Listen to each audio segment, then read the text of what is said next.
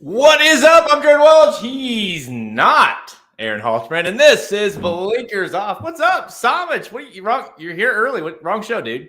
Oh, really? Oh, man. Okay, I got to go. I'll catch you later, man. See ya. No, it's nice to be on Blinkers Off. I think it's the first time I've ever hosted Blinkers Off or co-host or whatever you want to call it. So excited for my my hosting debut here. You can host it if you want. I would prefer that, honestly. No, I'm good. I'm an analyst here. That's what the paperwork says. Yeah, little birthday present to Aaron Halterman. Today's his birthday. I think he's like 40. No, I don't think he's 40. I think he's 39, maybe. I want to say he's old. I know that much. Well, that's harsh. How old are you? I'll be 40 next year, June 20th. Big 4-0, baby. So you're the old one of the crew. Yeah, I wasn't sure if you were the wise one. Well, by the way, I gotta say this. Like, I watched your Magic Mike last week. I wasn't making fun of you. Actually, I was giving you a compliment. I think fun magic fun Somich is the best Somich. Like, that was. I mean, you were the one I could depend on the most that trip. I got to tell you, I am. There's certain drunk personas that people have, right? And some people get like angry and want to fight people, and some people get like all aggressive and everything. I just get happy-go-lucky when I get drunk, and I'm just running around trying to have a good time. And like normally it doesn't offend anyone, which is good, right? But I'm just trying to have a good time. I'm a really like happy, fun drunk person. So yeah, that definitely came out of Keeneland. You know, throwing some footballs to people's in cars next to us at stoplights. That's always fun. Just having a good time, right? So yeah, it was a fun little trip, and I'm glad you got to see that version. It was a pretty rare, we'll call it a superfecta there, where usually a trip you'll be like, well, you know, Halterman got trashed, and we all kind of collectively got to our points. I felt like that. If you would have showed up to us about 1 a.m. Saturday night in downtown Lexington, you would have saw kind of what all of our personas are when we've been having too much fun all day. Everyone definitely had their moments. I mean, you know, Magic at dinner disappearing. We're like, is he coming back? Like, what's going on? I mean, that was a little interesting. Obviously, I got her going a little bit later in the night. Like, Aaron seemed like he was peaked early and then kind of started to slow down a little bit. But it was a lot of fun. It was a great time. It's just a blast. You get to actually go out and see each other. Horse racing, you don't always get together all that often, and a lot of times you're dispersed around. So it's nice for things like Breeders' Cup when you get together and then actually have a good time with it.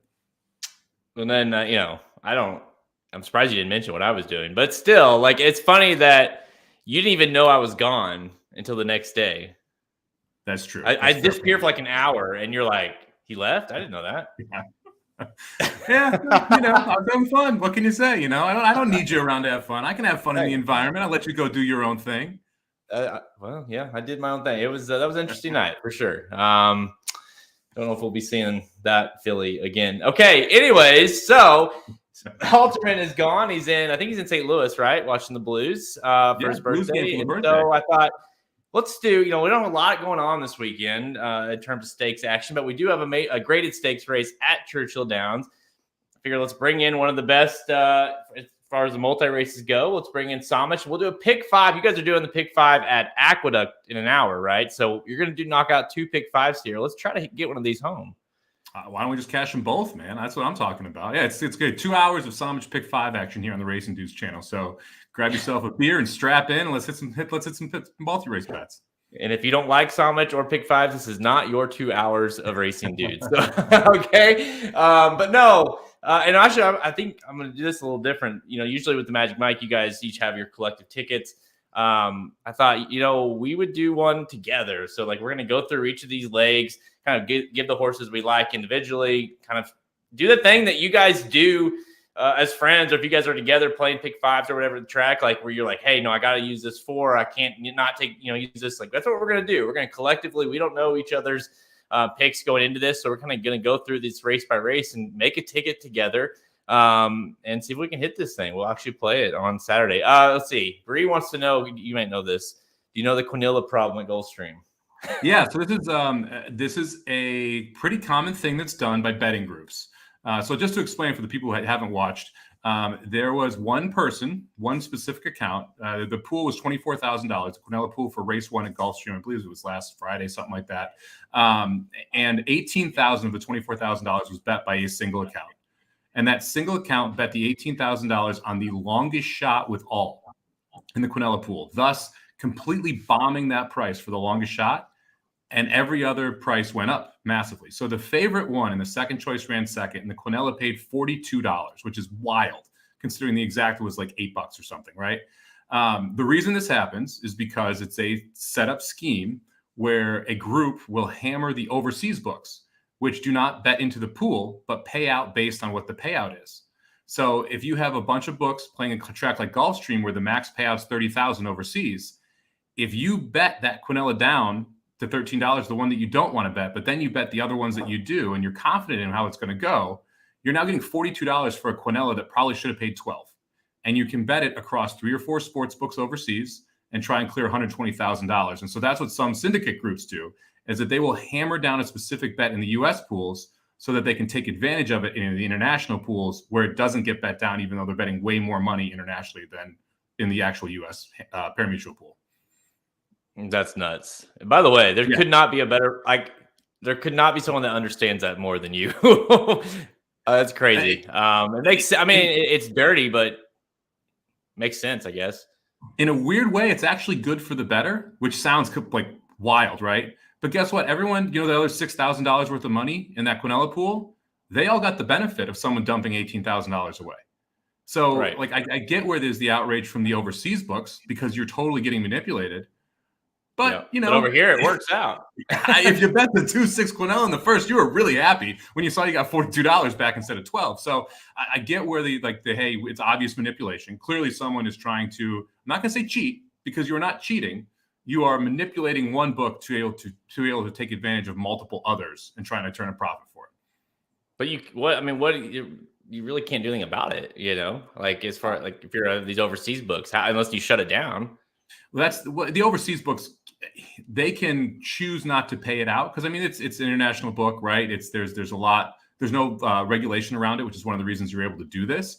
So they can choose to say, hey, this is obvious manipulation. We're not going to pay out the quinella. We're just going to refund money on the first race quinella at Gulfstream that day. And that's really the risk if you're this betting group, is that because you were so blatant about it. The quinella pool in the next race had $3,000 in it. It had $24,000 in the first race and $18,000 came from one account. Clearly, you're manipulating the pool, right? There is rules on most overseas sports books that if manipulation is found, the bet is considered a no action, and you just get your money back, and then they're out with the $18,000 that they bet. So their assumption is they're going to be able to get away with it at least one of the international sports books. Yeah, I would imagine this, because that's the thing. You never know. You do that, you pull that off a few more times, you're probably not going to get your money at some point. They will stop that, or they just won't simply pay you out and shut down your account. So, and Gulfstream's responded by canceling their quinella pool, right? So that because you have to there's different ranks of tracks overseas. And so an A track, they pay out $30,000, a B track, they'll pay out 10, a C track, they'll pay out 5. So it's less money. So you have to find a big track with a really small pool that you can manipulate to be able to pull this off. Gulfstream is one of those unique tracks with a quinella that has these smaller pools that you can take a shot at doing this with. So Gulfstream's responded by essentially saying, hey, we're going to take away the quinella. Now you got to bet in the exacta pool, which is $50,000, $60,000. That's going to take a lot more money to manipulate. Makes sense. Yeah. When you have those smaller pools, it doesn't take a ton to just bombard it and skew the odds. So there you go. We've all learned something today from Mike Somich. We'll see if we can learn some more here coming up. Today's show, we're going to preview and give our picks for Saturday's late pick 5 at Churchill Downs, a sequence headlined by the 300K Chilukki Stakes. This is the only graded stakes race of the weekend. So here we go. Let's go. Not a banger of a weekend from a grade stakes perspective. When you bet the Chilukki Stakes is your only grade. Can only go up from there, but it does. In the next couple of weeks, obviously, we've got the Clark and getting closer to December with Los Alamitos, and of course, seeing kind of the Baffert army that's starting to come out. See, as we get in, we got the draft coming up next month. Of course, I don't know about you, but I get into November and I'm like, all right, I got to start paying attention to these 2-year-olds because now I've got to. I care more. Usually, my fantasy football team's actually doing decent this year. But usually, my fantasy football team's so bad by November, where I'm in December, when I'm like, now it's all hands on deck with the dudes draft, and especially in the years past when I felt like there was so much more on the line when you had the punishment situation. It got very nerve wracking. I feel let down that the year that we cancel the punishment is the year that we can't do it. We had a whole plan we're going to have someone dress up as an Instagram post. And then you could take pictures with the Instagram post. It's like they were going to have to hold it around. We're going to have Magic Mike Instagram pictures, and all got ruined, man. By the way, the 6 just won the last at Aqueduct at 16-1, capping off a sequence that included a 45-1 winner and a 34-1 winner. And there's now a pick 5 carryover at Aqueduct tomorrow, $177,000. So that's going to be a hell of a pool. Probably going over $1 million in the late pick 5 tomorrow at Aqueduct. Can you get that to carry over one more time into Saturday? No, the pick 5, the pick 6 might. The pick 5 will not. It was just an absolute drunk day at Aqueduct. I mean, just unreal. Oh yeah, I forgot. Yeah, Shotty, you're in this year, right? So, so you gotta be getting ready for this and for the 2-year-olds. And yeah, it's definitely. But just to be clear, like I never, even though I may have had a part of killing the punishment because apparently I was overboard with my punishments. I always supported the punishments. I thought that was a need for the league. So that's completely on Halterman. So don't come at me with that because I love the punishments, even though I was afraid of them. Just go with the dictator, right? Do what he said. He doesn't give a shit. He just does what he wants to do. All right. Saturday, Churchill Downs, the late pick 5. We're gonna try to tackle this thing. Brought my man Somich on, who knows a thing or two about hitting pick 5, pick 4 sequences, and we're gonna go through this. We each have our tickets kind of beforehand. We don't know what they are, but we're gonna go through each of these legs, kind of construct a ticket together, combine a ticket, basically play it together on Saturday, and see if we can bring this thing home. Let's kick things off with race 7 on Saturday at Churchill Downs. It's a $52,000 purse, $20,000 claiming going a mile. Field of 12, Somich that, I am admittedly, I hate fields like this. A large field of $20,000 claimers makes it tough to start off a sequence with. So let's try to survive. Who do you going with first here? Who do you like kind of initially when you look at this field? So 2 horses jumped out to me. I kind of thought you had to use the 3-horse explosive here, dropping down in class. Doug O'Neill, Gaff Leone, blinkers on. It's generally a pretty good angle for Doug O'Neill. I think this horse probably makes the lead. And in these lower level claiming races, I always want the horse I think can make the lead, especially if they have the back class to actually get it done. You go back to the race 3 back at Los Al. Horse ran well and $20,000 non-winners won. Never been down as low as this level. I think the level is really what makes the difference here for explosive. So I think that horse has a decent shot at going gate to wire. Other one I liked was a bit of a price here. I want to go to the 8-horse Mulberry Street, who's going to be cutting back from back-to-back mile and 16th races. But this 5-year-old seems to be starting to recapture the 4-year-old form that we saw at Santa Anita. And those races are good enough to win. I mean, we have a nice race back at Churchill, 3rd career start too. Also more than good enough to win this. Hartman off the claim, 24% with a $2.65 ROI. And the 3 is the speed of the race, but not the lone speed of the race. There's a couple of horses I think want to go here. I think Mulberry Street probably gets a decent setup as well. So I love that 12-1 price on the 8-horse Mulberry Street too. Yeah, I like, the fact that you're getting first off the claim with Hartman. I think that's a nice angle as well. Hits pretty well.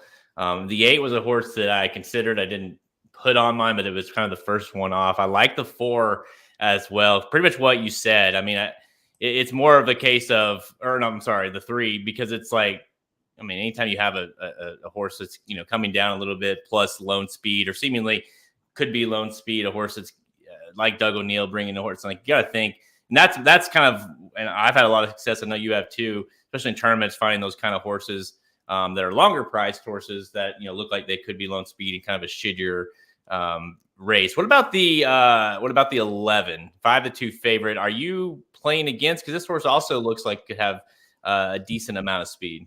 I included the 11 on the ticket I did myself because I think that Jonathan Wong coming back off the claim at the same level is the right fit. I mean, you go back to the previous races, 50K claimers, optional N1X, optional N3L, all at the 80-75 type range. So winning at 20, being claimed by Wong is 28% off the claim, and coming back at 20 means that we're probably staying at the right level here. I have a single later in my ticket, which means I can spread in a couple other legs. I'm going to go short and personally in that next leg, which we'll talk about in a second here. So Blue Kentucky made the ticket for me. Logical horse here. Don't love the post, don't love the setup, but I think is properly put in here. And if we repeat the last efforts, could be very, very tough to beat. Yeah, to me, the 11, I put on top in terms of my, as far as my order of preference, and just because of what you said, like it's more of a defensive on top because I don't necessarily love much in the field, and I think this one could be the kind of the best of the best. I thought that last race was pretty impressive, and yeah, like you said, Wong, first off the claim as well, is another, and him and Santana have been teaming up to do well as well. Two horses that I don't think you use that I have on mine, so we're gonna have our first kind of dilemma is the 1 and the 6 here. Two horses that I put through on here. The 1 I thought, Keneally with Martin Garcia. This is a horse that I felt like, last two efforts, ran at Churchill Downs last time out, finished third, well beaten. But I feel like the going a little bit longer might aid this horse. Those last two efforts going 6.5 and 7 feels like the horse wants to go longer. Just more of a gut play more than anything there. And then the 6, a horse that I thought has shown to have somewhat of some tactical speed, has ran at Churchill Downs. Again, another horse that finished third last time out at Churchill Downs, but could make some noise with at a big price. So that was kind of my two prices that I included. Any love for either one of those? I have distance concerns with both. That's why neither made my ticket. I actually looked at the 1 for a while because we were dropping down to the lowest level we've seen, and that's something I care about in these claiming races. The race 2 back at 6.5, you feel like you probably could have gotten to 7. My issue is you go back to the mile races on turf at Kentucky Downs did okay, but you go back to the 2 dirt races, a mile and a mile 16th at Churchill in October, November of last year. Yeah, it wasn't good.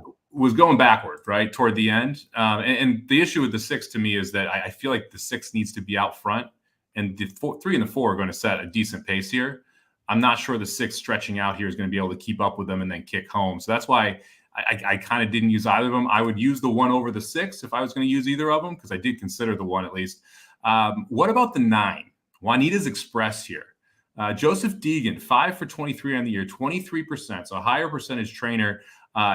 This is an interesting one because I think that the race 2 back is actually good enough at Turfway Park, to be able to get the job done here. Never touched the dirt, but Fedbiz, not a bad dirt sire.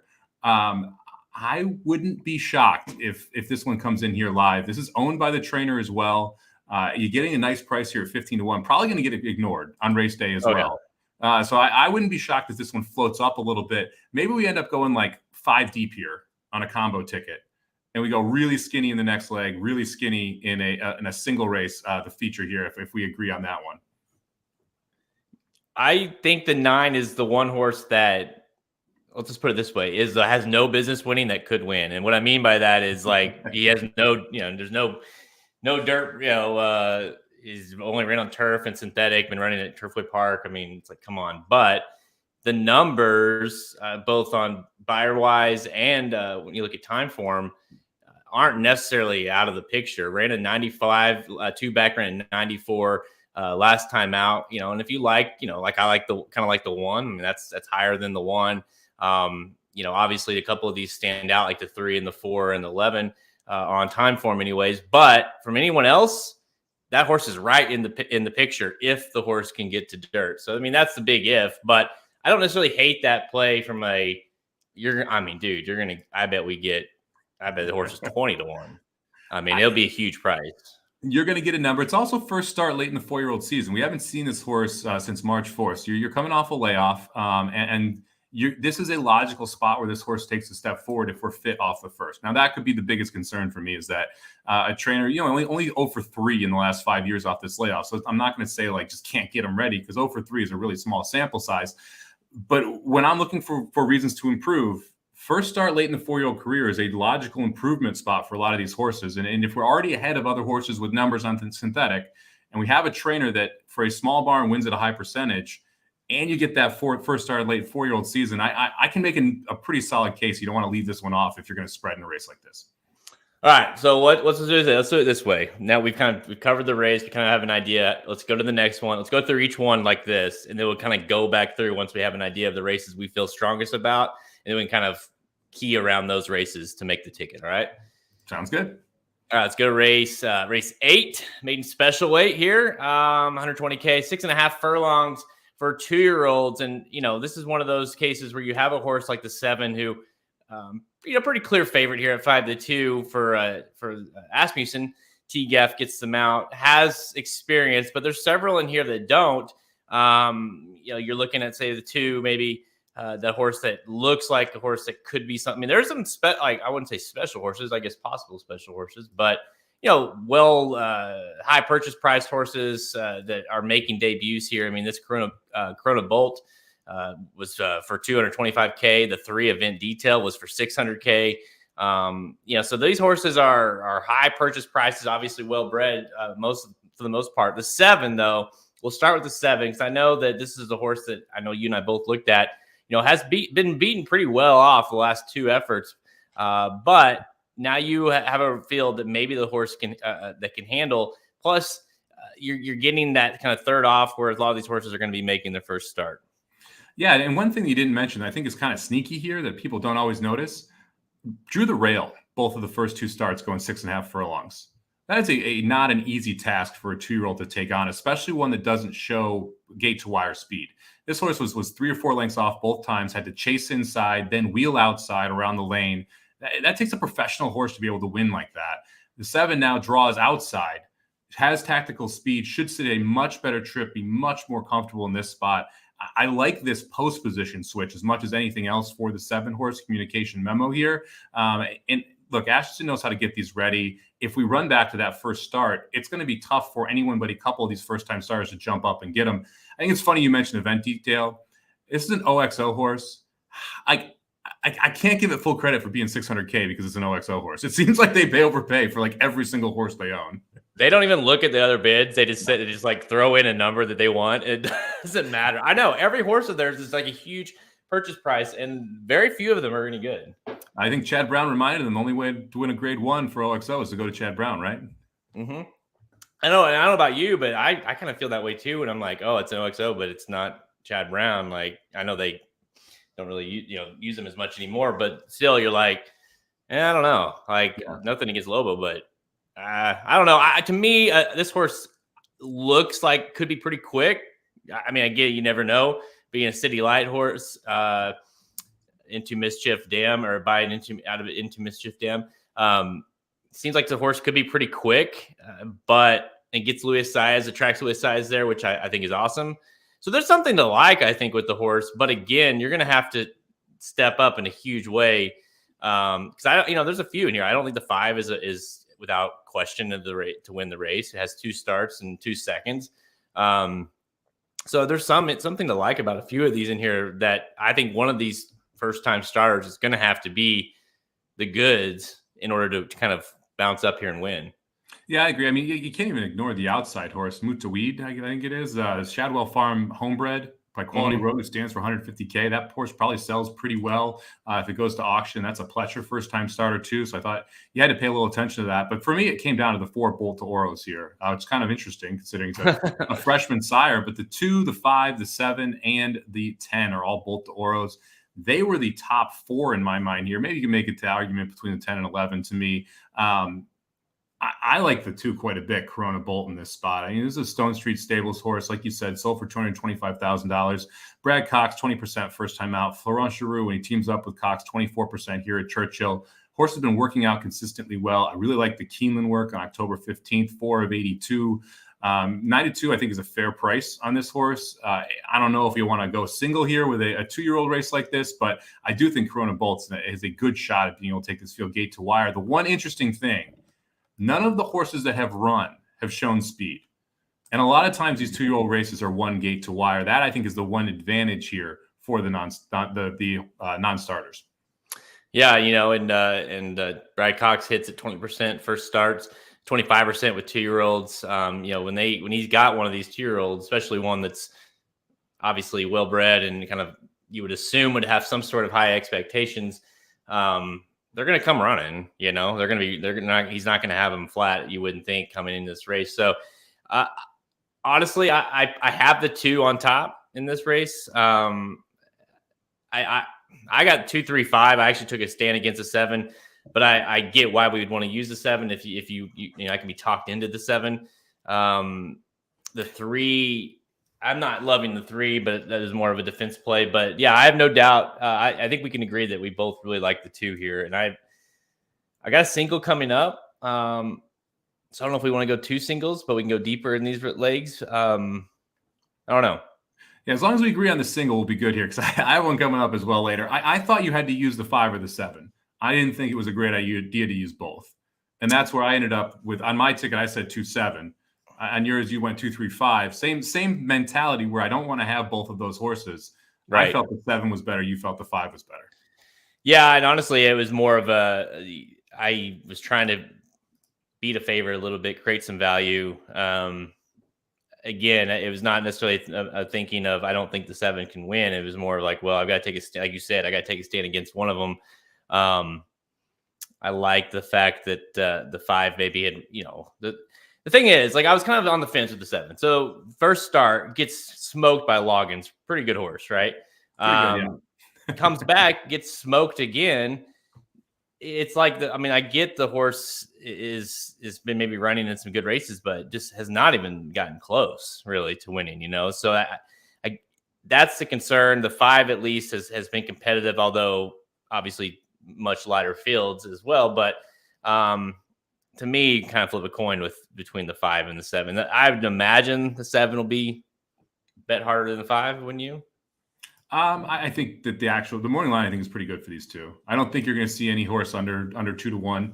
I think you might get 2-1 on the 7, maybe 5-2 on the 5. But I would expect if there is not a like word is out, tipper first time starter here, I would expect that you're going to see those 2 go off at similar prices. All right. We'll go back to this. I feel like this is going to be the decision here. We're going to have a tough to get through this. All right, let's go to the next race.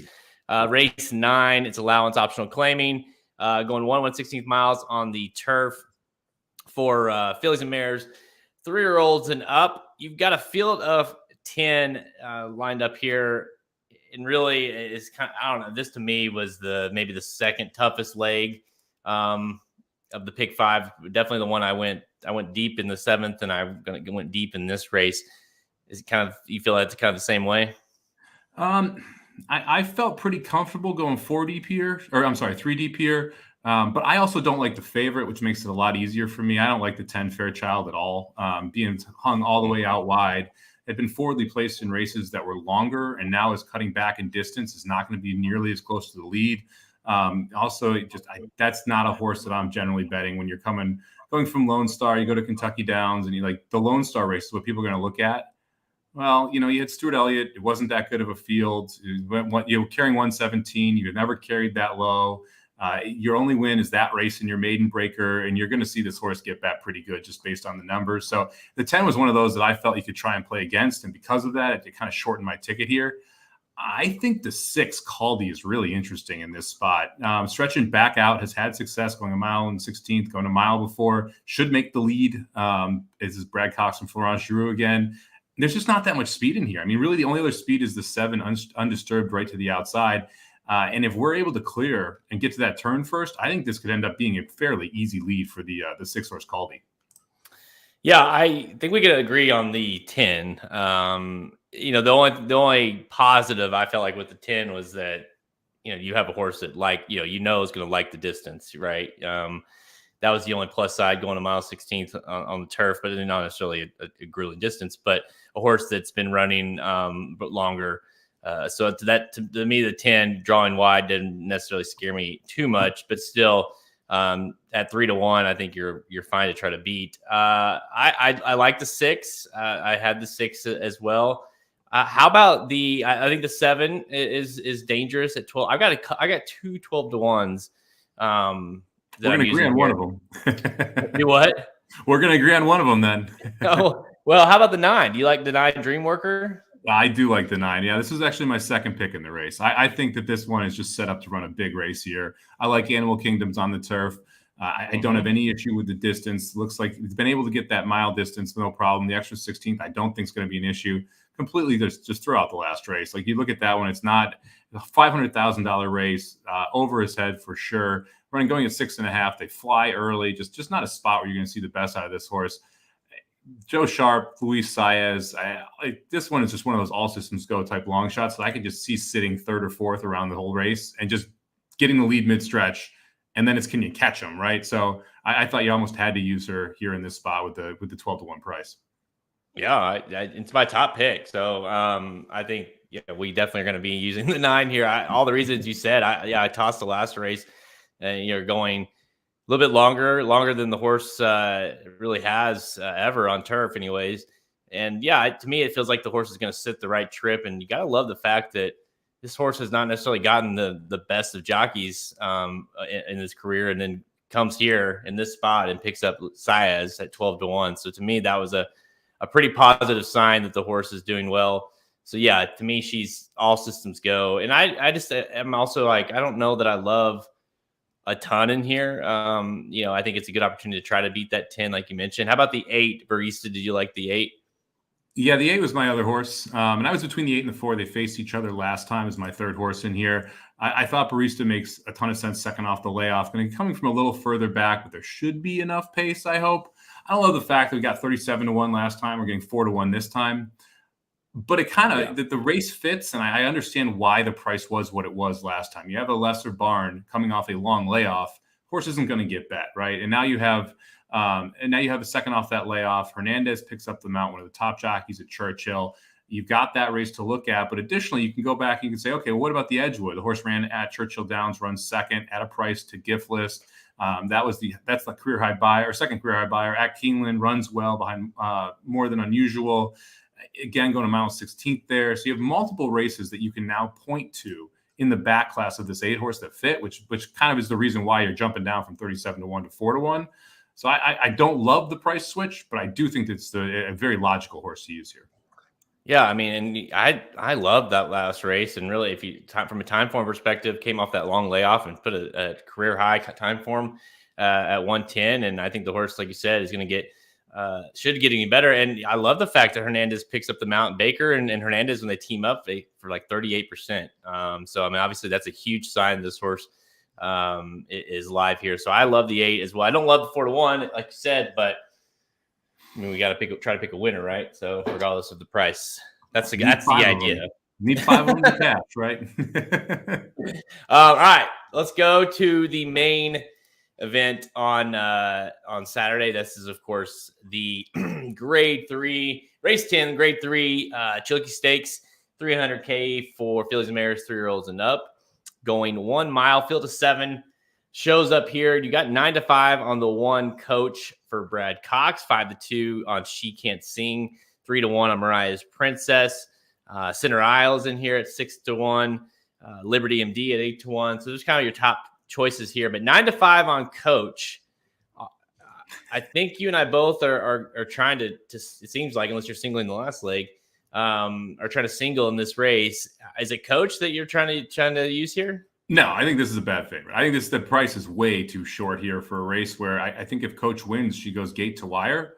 I think she's the 3rd fastest horse out of the gate. So that's a problem if that's the most likely way to win. So I felt like you could try and get around coach here, and people are going to fire on this horse. But you go back and look, the 90 buyer, the 91 buyer, the 85 buyer, which are 3 of her top 4 buyers in her career, all over a wet track. This horse has run 5 times over a wet track, 3 wins in 2 seconds.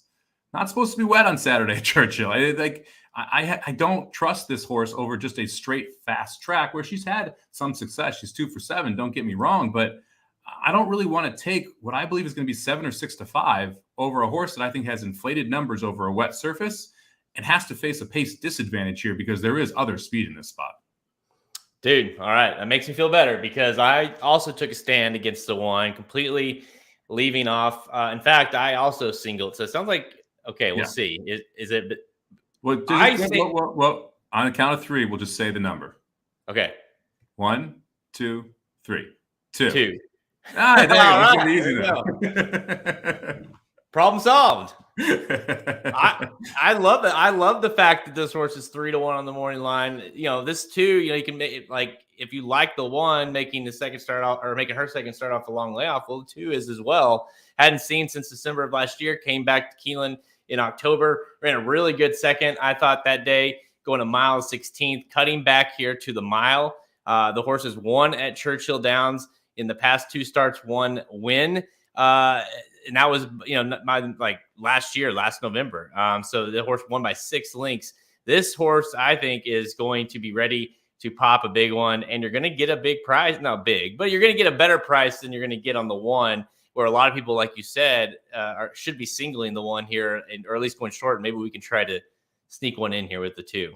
Yeah, I think Maria's Princess ready to fire. And I love the race 2 back at Churchill, going 7 furlongs, her second best start of her career. Best was this last off the layoff, beat Will's Secret in that spot. Ended up running second after making the lead and clearly just tiring down the lane, going a mile and 16th.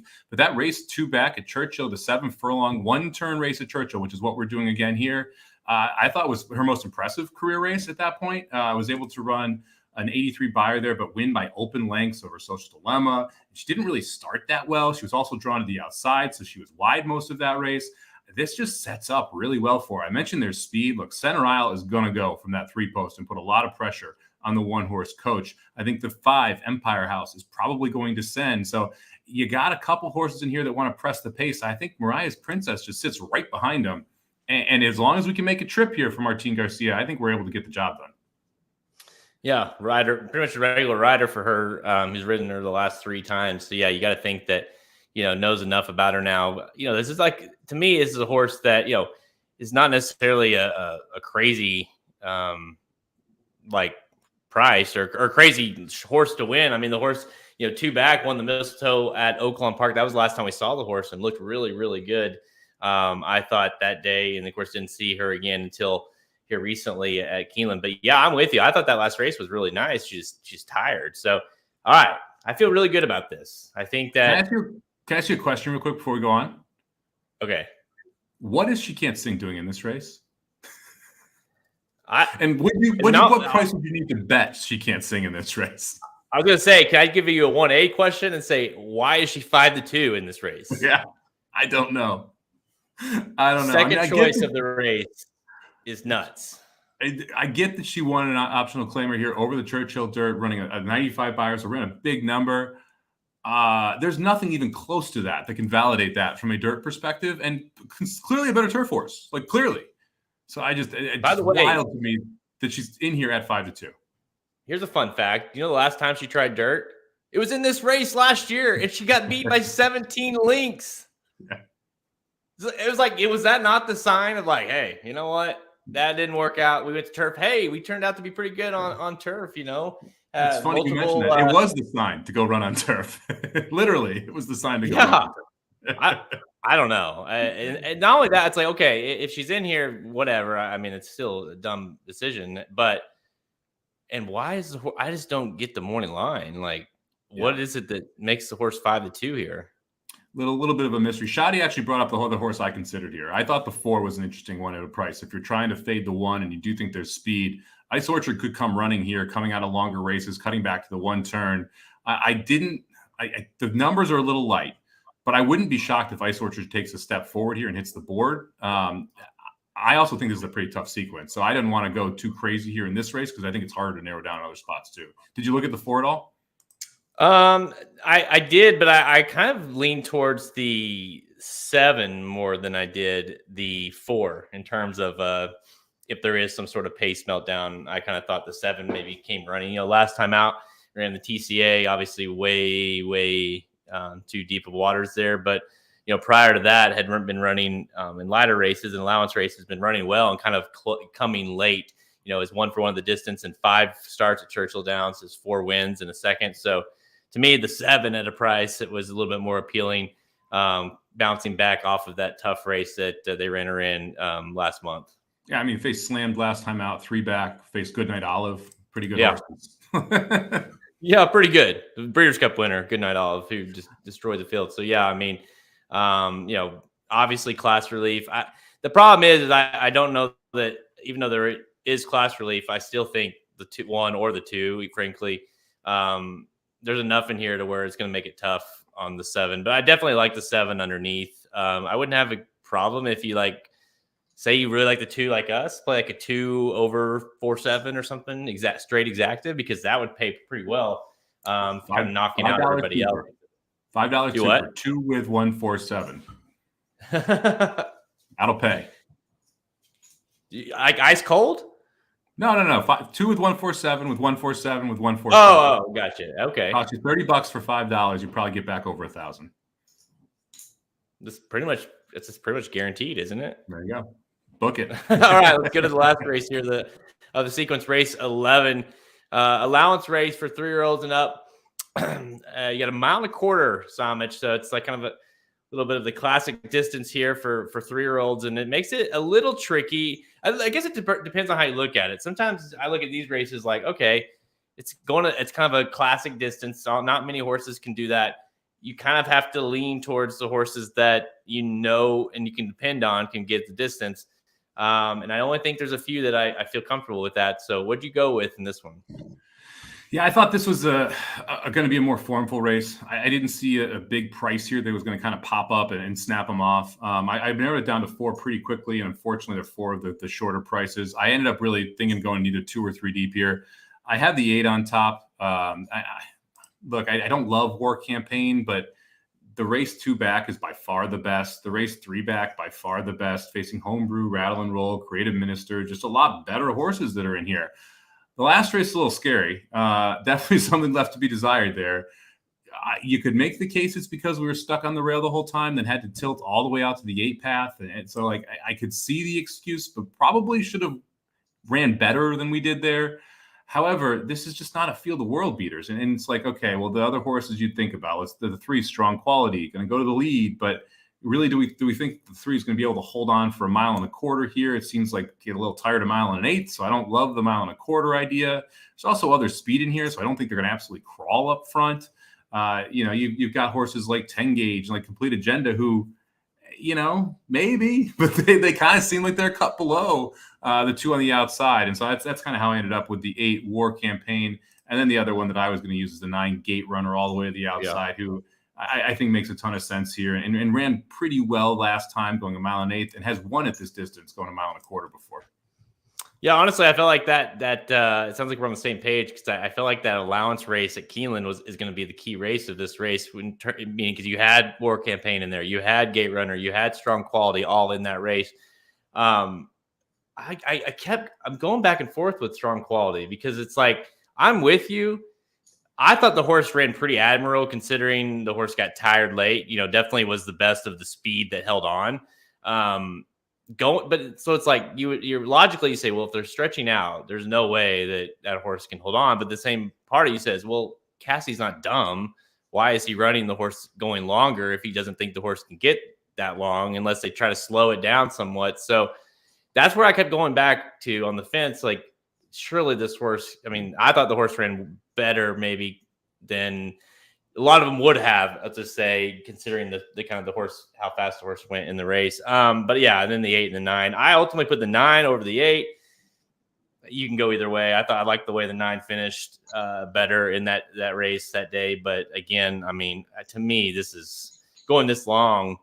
You got 9's an arrogant horse, Declaration of War for the 8. To me, 2 horses that you think, or no doubt, can go this long. So I'm on the 3, 8, 9. That's where I went with. But I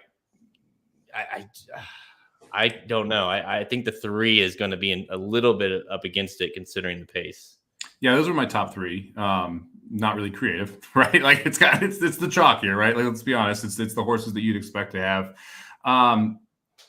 Yeah, the problem for me with the 8 is A, Lannery. Don't love Lannery, especially on a favorite. And B, that like the 2 races that you point to, he didn't win either of them. And I like it when the horses win the races that I want to point to that could win this. And really, if you take out the Bourbon Trail, I don't know if any of his races win it. Maybe the St. Louis Derby does, maybe. But yeah. It's like, the issue I had with Strong Quality last time, it's 6 furlongs and 114, went 139 for the mile and was still giving it up late. And now we're going to add another furlong onto it.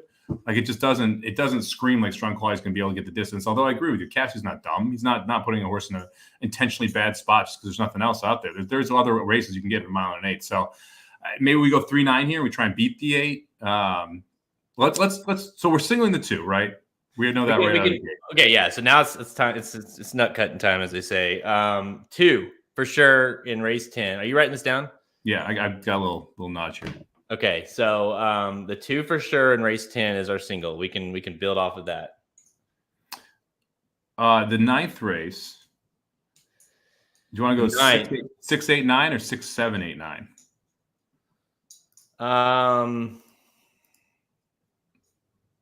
Definitely the 9. Definitely the 6.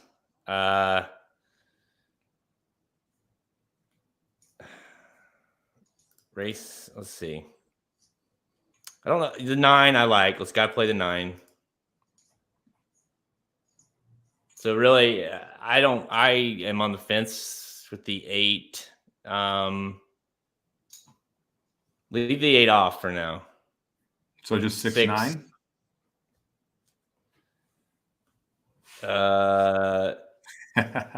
This is wonderful radio now. Yeah, right. Well, okay. Just do 6 9 for now. Okay. All right. All right. Let's go to the top first race. I think we just spread in the first, because if we're 2 deep and 1 deep in other legs, we've got room to spread. I think we both think that there's prices we could hit here. We both liked. I liked the 3, 8, 9, 11. And you like the 1, 6, right? 1, 6. I had the 4 as well. In race 7. All right. So what if we went 1, 3, 4, 8, 9, 11, and then the 7th race, I was 2, 7. I didn't think you have to go past that. You were 2, 3, 5. Do I go 2, 3, 7? Yeah. I mean, I'm okay with either doing 2, 7 or 2, 3, 7 if you want to. I like 3 a decent amount, just because it concerns me from if this horse just kind of, I like the fact that Sia's got a board there, and I think we'll get a price. Whereas a lot of people might be playing the 2, might be playing the 7, and not using the 3 as much. So if we have budget to use 3, let's use the 3. Well, we're at $54 if we go 3 deep in that race right now. All right, let's do that. Actually, we'll add your 6 in the first race. So 7 times 3 is 21 times 3. This will be $63 tickets. I'll post it up right now. Who'd you use in the 11th? What horses? 3, 8, 9. No, well, that's perfect. I thought you'd like that. Strong fall. Yeah. It's the aggressive middle legs that are letting us go after it here. Yeah, I mean, I think that having the same single makes it a lot easier for us to go deeper here, because all right, so they pick 5, 1, 3, 4, 6, 8, 9, 11 with 2, 3, 7 in race 8 with 69 in race 9. In the 10th, we're singling the 2, and in the 11th, 3, 8, 9, $63. I mean, it's a very affordable ticket. Yeah, affordable, and I mean, we took a stand against a lot of prices, or a lot of favorites, and we got a lot of prices mixed in there, especially in those first 2 legs. Well, the third leg we're playing a 5-1 and a 12-1, so we're going 2 deep there with reasonable numbers coming. You're getting double digits either way that comes back. Also, an interesting pick 4 sequence if you look at it this way, where we don't, obviously our first race we don't have as big of opinion. You play back the pick 4 ticket, you're only talking about, was that 6, 18? You're talking about a $9 ticket for 50 cents. You could even play that for like $2 and come back for $36 on a $2 pick 4 ticket there to kind of close out the sequence and play the late pick 4 if you want to as well. All right, I like it. That was a totally meshed together. I mean, surely we can get through the first leg, right? You'd hope so. If not, we can bet the pick 4 back cheap. So there you go. We'll just hammer the shit out of that pick 4 if that's the case, because we can just play that for like $5. Yeah, let us know your thoughts if you guys are using. Hopefully, this helped. I don't know. I think the leg that would be most concerning for me is the 8th. Wait, no, is that right? No, I'm sorry. The 9th. The 9th is going to be the toughest, right? I mean, because I don't. The 8 would be the only other horse I really consider, possibly the 4 as well. But it's just I kind of like our stand here, saying, hey, we're going to take the speed horse and the 6 and the 9 horse, who we both think has a shot at a price, and hopefully we can get through the leg. And if we do, it gives us a huge upside in the rest of the ticket. Oh yeah, I mean that's the thing. You got at some point you got to take a stand and use some and go low in a race using some prices, because if you're right, if your opinion's right, and the fact that you like the 9-2, the 9's my top pick, the 6 your top pick from a speed standpoint, I mean we got it. I think those are it's the key. And I mean, when has 69 ever led anyone wrong? You know what I mean? So it's never a disaster, right? Well, sometimes it could be. All right, guys. That's all the time we have. Make sure you stay tuned, right? Stay tuned because Somich will be on here very shortly. 3 minutes. What are you guys doing on the Magic Mike show? We're doing the late pick 5 from Aqueduct on Saturday. So hopefully we get another crazy day tomorrow, double carry over into it. We got to carry over into the late pick 5 tomorrow at Aqueduct. We're going to be covering Saturdays. Actually a fun sequence, 3 turf races on it, a couple overnight stakes. So it should be a pretty good one. Big fields as well. Make sure you check out all of our picks and all of our information at racingdudes.com. Make sure you hit that Get Racing Dudes premium button at Racing Dudes to learn more about our premium products and get your hands on the Somobombs that Mike Somich does, as well as the Rockets and our premium picks. We're on at racingdudes.com. Remember, we're your destination site for all free horse racing picks to all the major horse racing tracks. We're on Twitter at racing_dudes, Instagram, Facebook. You can find all episodes of Blinkers Off by visiting our podcast page or Apple Podcasts, Google Podcasts, all the places you listen to. You can find Blinkers Off and the Magic Mike Show. And finally, I believe is a tournament. When's the next tournament? Is it in December? First weekend of December, I think, was the plan. That'll be the last time to qualify for the finals, which is going to be Malibu Day on December 26th. That's right. All right, so it's coming up. You got one. We all have one. The dude's got to qualify, man. Someone's got one more shot. I'm gonna keep. If it doesn't, then I'm gonna have a tournament just randomly every weekend until I can get. Even if I don't, I won't even announce it. It'll just be me and you, and then we'll just be, hey, one of us has got to do this. But anyways, all right, guys, I'll let Somich go because he's gonna be back here in a little bit. Thank you so much, Somich, for helping me out here, and hopefully we can cash this. I'll send you $31.50. Look at that math. You nailed it, man. Last time I sent you Venmo, that worked out so well. So, yeah, no, it didn't work out well, but it was fun. It was fun nonetheless. Hey, it was fun for a very short period of time, but it was fun. All right, guys, I'm Jared Welch. He's Mike Somich. Good luck this weekend.